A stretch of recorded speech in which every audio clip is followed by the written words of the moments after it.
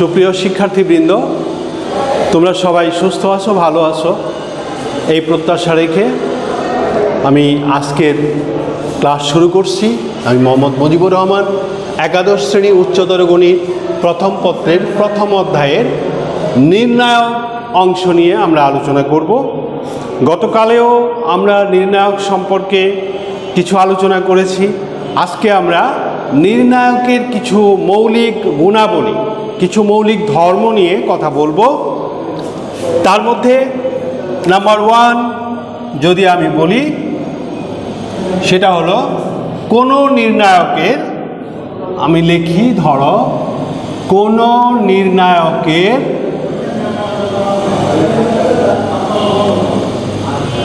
একটি সারি বা কলামের প্রতিটি ভুক্তি শূন্য হলে নির্ণায়কটির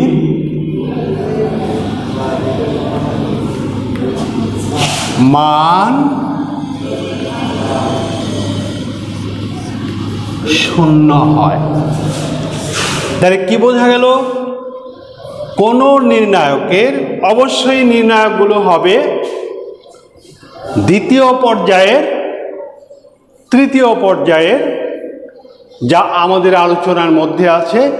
যদিও এই সকল ধর্মগুলো চতুর্থ পঞ্চম পর্যায়ের নির্ণায়কের জন্যও প্রযোজ্য হবে, কারণ এগুলো হলো নির্ণায়কের মৌলিক ধর্ম, মৌলিক গুণাবলী। তাহলে বিষয়টা কি? কোনো একটা নির্ণায়কের যদি আমি ধরি 3/3 নির্ণায়ক বা 3 ক্রমের নির্ণায়ক, তাহলে তার 3টা সারি আছে, 3টা কলাম আছে। এখন এই 3টা সারি বা 3টা কলাম এর যে কোনো একটা সারি অথবা যে কোনো একটা কলামের কলামের প্রত্যেকটা ভুক্তি যদি শূন্য হয়ে যায়, তাহলে ওই নির্ণায়কের সম্পূর্ণ মানটাই শূন্য হয়ে যাবে। অর্থাৎ এটাকে আমাদের আর কোনো হিসাব নিকাশ করতে হবে না, সরলীকরণ করতে হবে না, ক্যালকুলেশন করতে হবে না।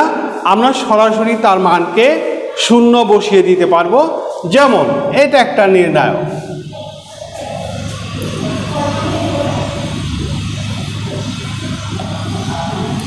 এইটা একটা নির্ণায়ক। এখন আমরা অবশ্যই দেখতেছি যে এই নির্ণায়কের যে প্রথম যে সারিটা আছে, এই সারির প্রত্যেকটা ভুক্তির মান শূন্য। কাজেই এই নির্ণায়কের টোটাল মানটাই শূন্য হয়ে যাবে। শুধু সারি নয়, যদি কোনো কলামও শূন্য হয়,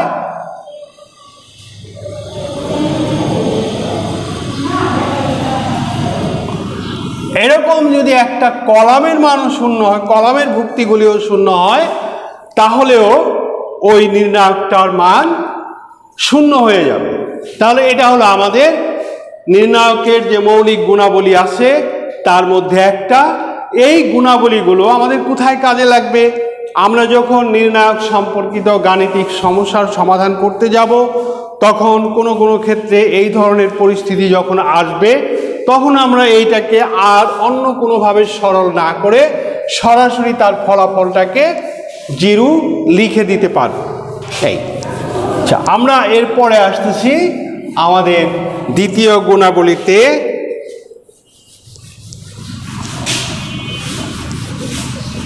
কোনো নির্ণায়কের, আমি বাংলাগুলো আর লিখতেছি না, আমি বলে যাচ্ছি শুধু, কোনো নির্ণায়কের 2টা সারি অথবা 2টা কলাম যদি পরস্পর সমান হয়ে যায়, কোনো নির্ণায়কের 2টা সারি অথবা 2টা কলাম যদি পরস্পর সমান হয়ে যায়, অর্থাৎ তাদের ভুক্তিগুলো যদি একই রকম হয়, তাহলে ওই নির্ণায়কের মানটাও শূন্য হবে। যেমন আমরা যদি জেনারেলি একটা নির্ণায়ক বলি A1 A2, A3, B1, B2, B3, C1, C2, C3, এটা একটা নির্ণায়ক। এখন এখানে এমন যদি হয়ে যায় যে A1 আর B1 সমান, অর্থাৎ এই দুইটা সমান, A2 আর B2 সমান, অর্থাৎ এই দুইটা সমান, A3 আর B3 সমান, অর্থাৎ এই দুইটা সমান, তাহলেও এই নির্ণায়কের মান শূন্য হয়ে যাবে। আমি সংখ্যা দিয়ে দেখাচ্ছি। যদি এরকম হয় 5, 7, 9, 5, 7, 9, 2, 3, 1, এই যে একটা নির্ণায়ক হইল, এটার মান শূন্য হবে, কারণ এটার এই সারিটা আর এই সারিটার যে ভুক্তিগুলো, তাদের প্রত্যেকটার অনুরূপ ভুক্তিগুলো সমান, অর্থাৎ বলা যায় সারি সারি সমান আছে, কাজে এই নির্ণায়কটার মানও শূন্য হয়ে যায়।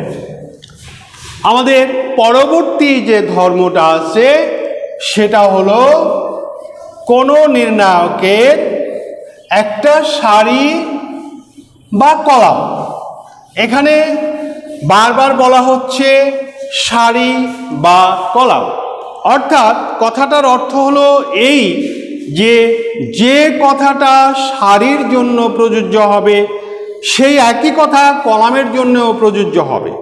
আমি যদি কলাম কথাটা নাও বলি কখনো, তাও বুঝে নিতে হবে যে এই ধর্মগুলো যেমন সারির জন্য প্রযোজ্য তেমনি কলামের জন্য প্রযোজ্য। হ্যাঁ, তাহলে আমরা আরেকটা গুণাবলী, আরেকটা ধর্ম বলতে পারি যে কোনো নির্ণায়কের একটা সারি অন্য একটা সারির কোনো নির্দিষ্ট গুণিতক যদি হয়, একটা সারি বা কলাম আরেকটা সারি বা কলামের কোনো নির্দিষ্ট গুণিতক যদি হয়, তাহলে সেই নির্ণায়কের মানটাও শূন্য হয়ে যাবে। যদি আমি মনে করি এরকম A1, B1, C1, KA1, KB1, KC1,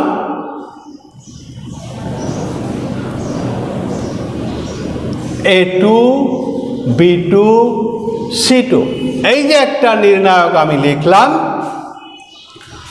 এখানে এই যে সারিটা আছে আর এই সারিটা আছে, এই সারিটার প্রত্যেকটা ভুক্তি, এই সারিটার প্রত্যেকটা ভুক্তি প্রথম সারির প্রত্যেকটা ভুক্তির কে গুণিতক, অর্থাৎ কে দিয়ে গুণ করা হয়েছে, তাহলে এই নির্ণায়কের মানটাও শূন্য হয়ে যাবে। এই হলো আমাদের আরেকটা ধর্ম। আমি যদি সংখ্যা দিয়ে দেখাই তাহলে আমি বলতে পারি 0, 9, 6, 0, 2, 4, 0, 4, 8, 9, 2, 1, এই যে নির্ণায়কটা আমি নিলাম, এখানে যে অবস্থা আছে সেটা হলো আমি দেখতেছি এই সারির যে উপাদানগুলো আর এই সারির যে উপাদানগুলো ভুক্তিগুলো সেগুলো কি এইটার দ্বিগুণ আসছে। এইটা এখানে ছিল কে গুণিতক, এখানে আছে 2 গুণ, এটাকে 2 দিয়ে গুণ করলে 0ই হয়, এটাকে 2 দিয়ে গুণ করলে 4 হয়, এটাকে 2 দিয়ে গুণ করলে 8 হয়, অর্থাৎ এটা কি একটা সারি আরেকটা সারির 2 গুণ, কাজে এই নির্ণায়কের মানটা শূন্য হয়ে যাবে। কোনো হিসাব ছাড়াই আমরা বলতে পারবো শূন্য হয়ে যাবে নির্ণায়কটার মান। আমরা আরেকটা ধর্ম নিয়ে কথা বলতেছি, সেটা হলো কোনো নির্ণায়কের যদি পাশাপাশি দুইটা সারি অথবা কলাম, পাশাপাশি দুইটা সারি অথবা কলাম যদি জায়গা বদল করে, স্থান পরিবর্তন করে, তাহলে কি হবে? ওই নির্ণায়কের সংখ্যাগত মান ঠিক থাকবে, তবে তার চিহ্নটা পরিবর্তন হবে। অর্থাৎ আমরা যদি এরকম একটা নির্ণায়ক নেই, A1 B1 C1 A2 B2 C2 A3 B3 C3, মনে করলাম যে এটা একটা নির্ণায়ক। এখন আমি যদি এইটার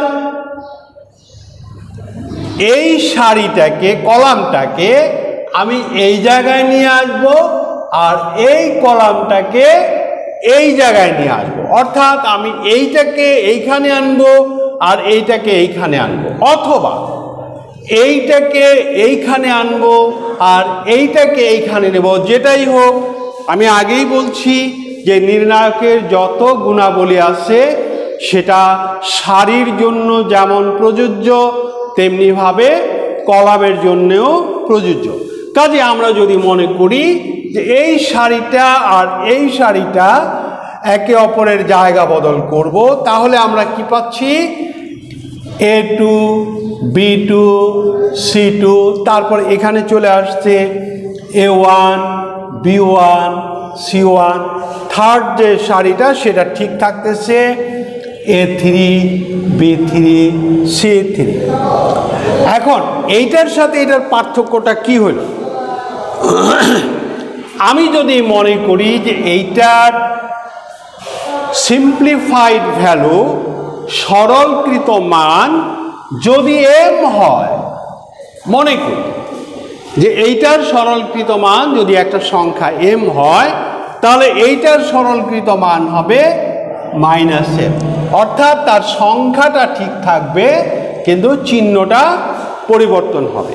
অথবা বলতে পারি এইটার সরলকৃত মান যদি -m হয়, তাহলে এইটার সরলকৃত মান হবে +m, অর্থাৎ চিহ্নটা পরিবর্তন হবে। আমরা ছোট্ট একটা উদাহরণ দিই এই প্রসঙ্গে।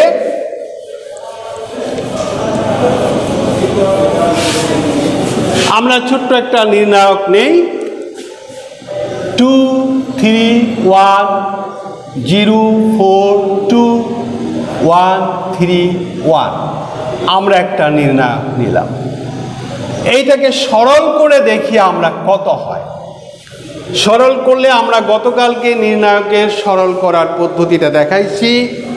2 ইন্টু তার সহগুণক, 2 ইন্টু তার সহগুণক 4 2 3 1 4 2 3 1 -3 ইন্টু এটা বাদ 0 2 1 1 0 2 1 1 প্লাস 1 ইন্টু এটা বাদ 0 4 1 3 0 4 1 3। আমরা একবারে বিশ্লেষণ করি নাই, আমরা সহগুণকটাকে নির্ণায়ক আকারে রাখছি। তাহলে এটাকে কি সরল করলে হয়? 2 ইন্টু 4 -6 4 -6 -3 ইন্টু 0 -2 0 -2 প্লাস 1 ইন্টু 0 -4 0 -4। তাহলে কি হয়? 2 ইন্টু এখানে -2 থাকে, ফলে আমরা একবারে লিখি -4, এটা মাইনাসে মাইনাসে +6 হয়, আর ওইটা হয় -4। দ্যাট ইজ আমাদের ফাইনালি রেজাল্ট হলো -2, অর্থাৎ এই নির্ণায়কটার ভ্যালু হলো -2। এখন যদি আমি এটার যে কোনো একটা সারি বা কলাম আমি জায়গা বদল করে দিই, তাহলে কি হয়? তা মনে করি আমি এইটা এখানে আনবো, এইটা এখানে নেব, কলামটা পরিবর্তন করলাম, তাহলে কি হচ্ছে? 3 4 3 2 0 1 ওখানে নিয়ে গেলাম 2 0 1, আর 1 to 1 এখানে রইল। তাহলে আমরা কি করলাম, এই কলামটা আর এই কলামটা পরিবর্তন করলাম। এখন এইটাকে আমরা সরল করে দেখব কি হয়। এইটাকে সরল করলে আমি অবশ্যই একবারেই করব। 3 ইন্টু কত হয় 0 minus 2, 0 minus 2 minus 2 into minus 2 into এইটা এটা বাদ 4 minus 6, 4 minus 6 plus 1 into plus 1 into কত এইটা এইটা বাদ 4 মাইনাস 0, 4 মাইনাস 0। তাহলে আমরা কত পাই, এটা পাই মাইনাস 6, এটা কত পাই, এটা মাইনাস 2 থাকে, মাইনাস 2 এর সাথে মাইনাস 2 গুণ করলে প্লাস 4 হয়, আর এটা হয় প্লাস 4। অর্থাৎ এখানে আমার রেজাল্ট আসলো 2। তাহলে আমাদের কিন্তু যে আমরা যে ধর্মটা বলছিলাম, যে প্রপার্টিটা বলছিলাম, যে গুণাবলীর কথাটা বলছিলাম, সেটার সত্যতা কিন্তু যাচাই হয়ে গেল। যা আমরা এই নির্ণায়কটার মান পেয়েছিলাম -2, আর এটার একটা কলাম পরিবর্তন করে, পাশাপাশি দুইটা কলাম পরিবর্তন করে এইটাকে সরল করে যে মানটা পাইলাম সেটা পাইলাম +2। অর্থাৎ তার সংখ্যাটা ঠিক থাকলো, চিহ্নটা পরিবর্তন হয়ে গেল। আমি আরো একটা ধর্ম দেখাচ্ছি, সেটা হলো কোনো একটা নির্ণায়কের কোনো একটা সারি বা কলামের উপাদান যদি দুইটা রাশির যোগফল হিসেবে থাকে বা বিয়োগফল হিসেবে থাকে, তাহলে আমরা কি করব, ওই যোগফল বা বিয়োগফল থাকার কারণে আমরা ওই নির্ণায়কটাকে ভাঙ্গা দুইটা আলাদা নির্ণায়কে পরিবর্তন করতে পারব। যেমন আমরা যদি বলি A1 আর A1 plus x B1 C1, তারপরে বললাম A2 plus y B2 C2, A3 plus z B3 C3। এই যে একটা নির্ণায়ক আমরা নিলাম, এই নির্ণায়কটাকে কি নিলাম, আমাদের তিনটা কলাম আছে, তিনটা সারি আছে। তবে প্রথম যে কলামটা, এই প্রথম কলামের প্রত্যেকটা উপাদান ভুক্তি দুইটা অংশের যোগফল হিসেবে আছে। তাহলে এইরকম নির্ণায়ককে আমরা কি করতে পারি, দুইটা পৃথক পৃথক নির্ণায়কে যোগফল হিসাবে প্রকাশ করতে পারি, এবং সেই নির্ণায়ক দুইটা হবে প্রথমটাকে নিয়ে বাকি দুইটা কলাম নিয়ে একটা নির্ণায়ক।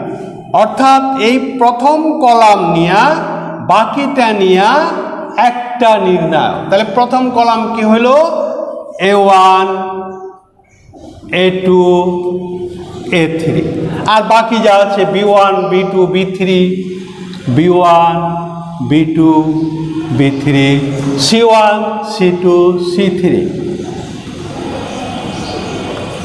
এই হলো আমার একটা নির্ণায়ক। এখন যেহেতু এগুলোর প্রত্যেকটার সামনে প্লাস চিহ্ন আছে, তাহলে আমার পরবর্তী নির্ণায়কটা হবে প্লাস চিহ্ন দিয়া আরেকটা নির্ণায়ক হবে। এবার কি হবে, এবার আর এইটা থাকবে না, এবার থাকবে আমার যে তৃতীয় যে উপাদানগুলো আছে সেটাকে নিব আমি প্রথম কলাম হিসেবে, x y z x y z B1 B2 B3 C1 C2 C3।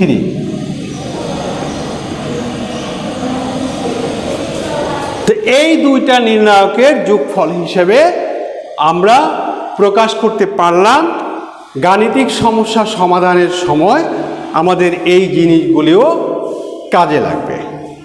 শিক্ষার্থীবৃন্দ, আমরা নির্ণায়কের মৌলিক গুণাবলী যেগুলো ছিল মোটামুটি আলোচনা করলাম। এছাড়াও তোমাদের বাসায় যেটা অনুশীলন করতে হবে, আমি শুধু প্রথমটাকে খাতায় লিখেছিলাম, বোর্ডে লিখেছিলাম, বাকিগুলো কিন্তু লিখিনি, তবে তার কথাগুলো আমি বলে যাওয়ার চেষ্টা করছি। তোমরা তোমাদের পাঠ্য বইটা যদি হাতে নাও এবং এই পয়েন্টগুলো তোমরা খুঁজে খুঁজে পড়ো, তাহলে দেখবা আমার কথার সাথে বইয়ের কথাগুলো মিলে গেছে। কাজেই তোমাদের দুশ্চিন্তার কোনো কারণ নাই, তোমরা একটু পড়লেই বুঝতে পারবে। আমি আরও কিছু কথা তোমাদের বলছি যেটা নির্ণায়কের জন্য অত্যন্ত জরুরি। সেটা হলো, এগুলো অবশ্য বইতে খুঁজলে কোথায় পাওয়া যাবে আমি জানি না, তবে এগুলো অত্যন্ত জরুরি যে নির্ণায়কের কোনো সারি বা কলামকে যদি আমরা কোনো নির্দিষ্ট একটা সংখ্যা দিয়ে গুণ করি, তাহলে ওই পুরা নির্ণায়কটাকেই সেই সংখ্যা দিয়ে গুণ করতে হয়। যেমন মনে করো A1, A2, A3, B1, B2, B3, C1, C2, C3। এখন আমি যদি এখানে এই নির্ণায়কটাকে একটা সংখ্যা k দিয়ে গুণ করি, মানে একটা সারিকে বা কলামকে আমি k দিয়ে গুণ করি, KA1, KA2, KA3, বাকিগুলো B1, B2, B3, C1, C2, C3 এরকম হলো। তাহলে এই নির্ণায়কটা আর এই নির্ণায়কটা এর মান কিন্তু সমান হবে না। অর্থাৎ আমি যেহেতু এটার একটা সারিকে কে দিয়ে গুণ করছি, কাজে এই নির্ণায়কের মান আর এই নির্ণায়কের মান সমান হবে না। তখন কি করতে হবে, এই নির্ণায়ককেই পুরা নির্ণায়কটাকে কে দিয়ে গুণ করতে হবে। তোমাদের একটা জিনিস খেয়াল রাখতে হবে, আমরা ম্যাট্রিক্সের মধ্যে কিন্তু এরকম স্কেলার গুণন করেছি যে একটা ম্যাট্রিক্সকে আমরা কোনো একটা সংখ্যা দিয়ে গুণ করেছি। ম্যাট্রিক্সের বেলায় ছিল যে আমরা যে সংখ্যাটা দিয়ে ম্যাট্রিক্সটাকে গুণ করলাম, সেই সংখ্যাটা দিয়া ম্যাট্রিক্সের প্রত্যেকটা ভুক্তিকে গুণ করতে হয়েছে। ম্যাট্রিক্সের প্রত্যেকটা ভুক্তিকে সেই সংখ্যা দিয়ে গুণ করতে হয়েছে। কিন্তু নির্ণায়কের বেলায় এটা ভিন্ন। নির্ণায়কের বেলায় হলো, আমি যদি কোনো নির্ণায়ককে একটা সংখ্যা কে দিয়ে গুণ করি, তাহলে এই কেটা শুধুমাত্র কোনো একটা সারি অথবা কোনো একটা কলামের সাথে গুণ হবে, সবগুলোর সাথে নয়, একটা সারি বা একটা কলামের সাথে গুণ হবে। অর্থাৎ এটাকে আমরা অন্যভাবেও গাণিতিক সমস্যা যখন সমাধান করব তখন আমরা দেখব, এটাকে আমরা অন্যভাবেও নিতে পারি যে আমরা যে কমন নেই, অর্থাৎ সাধারণ উৎপাদকগুলো বের করে নিয়ে আসি, নির্ণায়কের কোনো সারি বা কোনো কলামের মধ্যে যদি কোনো সাধারণ উৎপাদক থাকে, তাহলে সেটাকে আমরা কমন নিয়ে আসতে পারি, কমন নিয়ে বের করে নিয়ে আসতে পারি। যেমন ধরো 2, 4, 6, 1, 0, 9, 4, 8, 2, 7। এই যে একটা নির্ণায়ক, আমি এটাকে সরল করার কোনো এক পর্যায়ে করতে পারি কি, আমার প্রয়োজন হলে আমি করতে পারবো। এই যে একটা সারি আছে, এই সারিটা 2, 4, 6 এর ভুক্তিগুলো 2, 4 এবং 6 এর মধ্যে 2 কিন্তু কমন আছে। তাহলে আমি ইচ্ছে করলে এখান থেকে 2 কমন নিয়ে আমি লিখতে পারবো 1, 2, 3, 1, 2, 3। আর বাকিগুলো আমার যা আছে, এখানে বাকিগুলো যা আছে তাই হবে, বাকিগুলোর কোনো পরিবর্তন হবে না।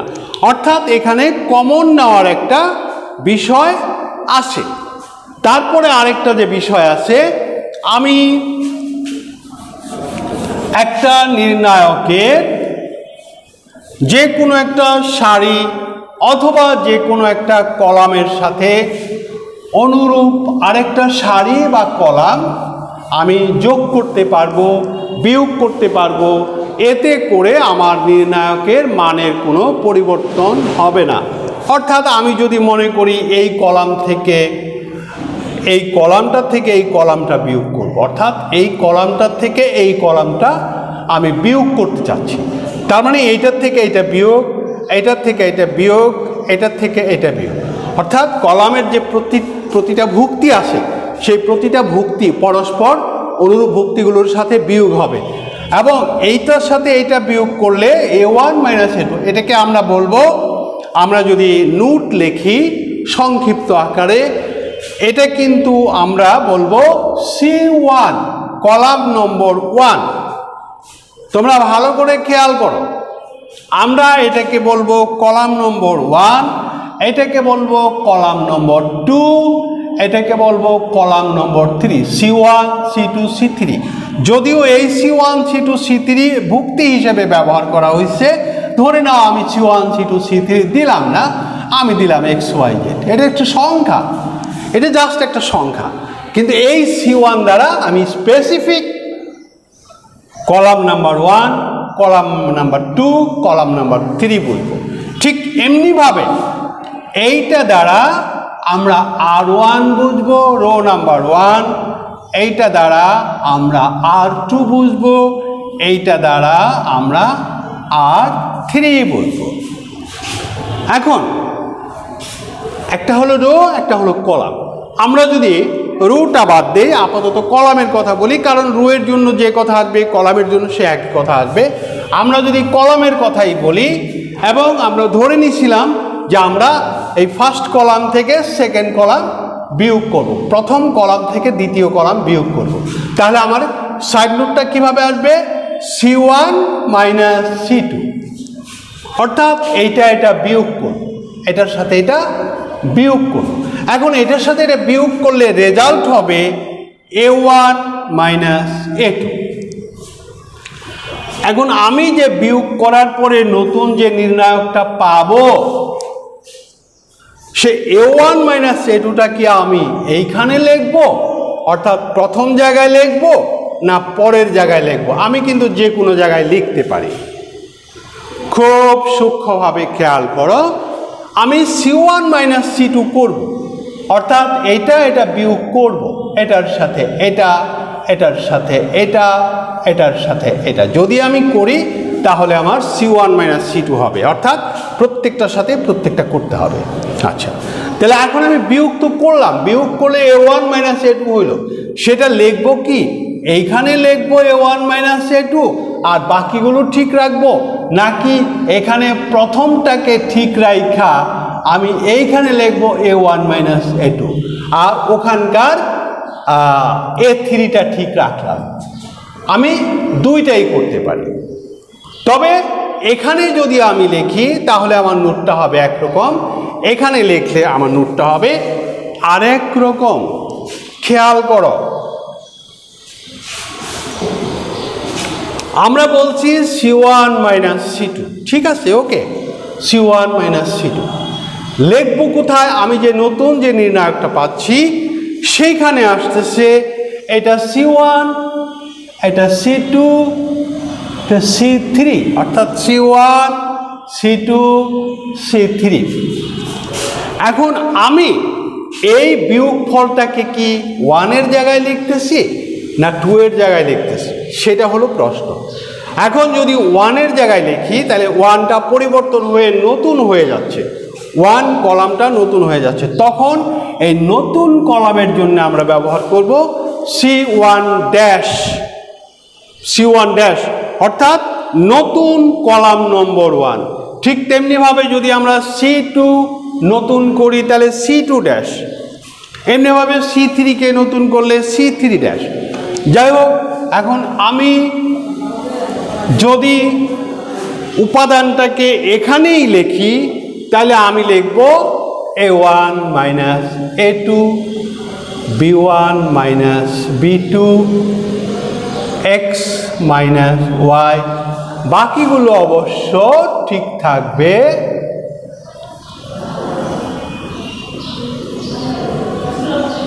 তাহলে এখানে কি হলো, এখানে আমার প্রথম কলামটা নতুন করে তৈরি হইল, দ্বিতীয় এবং তৃতীয় কলাম আমার ঠিক রইল, কিন্তু প্রথম কলামটা নতুন করে তৈরি হইল। তাহলে এই যে প্রথম কলামটা যে নতুন করে তৈরি হইল, এটার নাম হবে C1 ড্যাশ। তাহলে আমার নোটটা এখানে ডান পাশে লিখব C1 ড্যাশটা, অর্থাৎ নতুন করে যে আমরা প্রথম কলামটা পাইলাম সেটা কিভাবে পাইলাম, C1 মাইনাস C2। অর্থাৎ আমি এটা কিভাবে পাইলাম, C1 মাইনাস C2, এখান থেকে আমি নতুন কলামটা পাইলাম। আমি যদি আরও কোনো কাজ করি তাহলে সেটাও এইভাবে নোট হবে। যদি এই কাজটা আমি কলামে না করে রোতে করি তাহলে আমার আসবে R1 ড্যাশ সমান R1 মাইনাস R2, বা অন্য কিছু হলে সেইভাবে আসবে। আমরা গাণিতিক সমস্যা যখন সমাধান করব তখন আমরা দেখব এগুলোর আরও সুন্দর সুন্দর প্রয়োগ আমরা শিখব। শিক্ষার্থীবৃন্দ, তোমরা এগুলো বাসায় অনুশীলন করবে। আমি আগামী ক্লাসে তোমাদের গাণিতিক সমস্যার সমাধান করব। আর যদি এই প্রপার্টিসগুলো তোমরা ঠিকঠাক মতো বুঝতে পারো, মনে রাখতে পারো, তাহলে অঙ্কের মধ্যে যদি প্রয়োগ করতে পারো সঠিকভাবে, তাহলে তোমাদের গাণিতিক সমস্যার সমাধান করতে সহজতর মনে হবে। আর যদি এগুলো মনে না রাখো তাহলে তোমাদের গাণিতিক সমস্যাগুলো সমাধান করা কঠিনতর মনে হবে। কাজেই সেই বিশ্বাস তোমাদের উপরে আমার আছে যে তোমরা এগুলো বাসায় ভালোভাবে অনুশীলন করবে। আজ আর কথা নয়, তোমাদের সবাইকে ধন্যবাদ জানিয়ে তোমাদের সুস্বাস্থ্য কামনা করে আজকের মতো এখানেই শেষ করছি। আল্লাহ হাফেজ।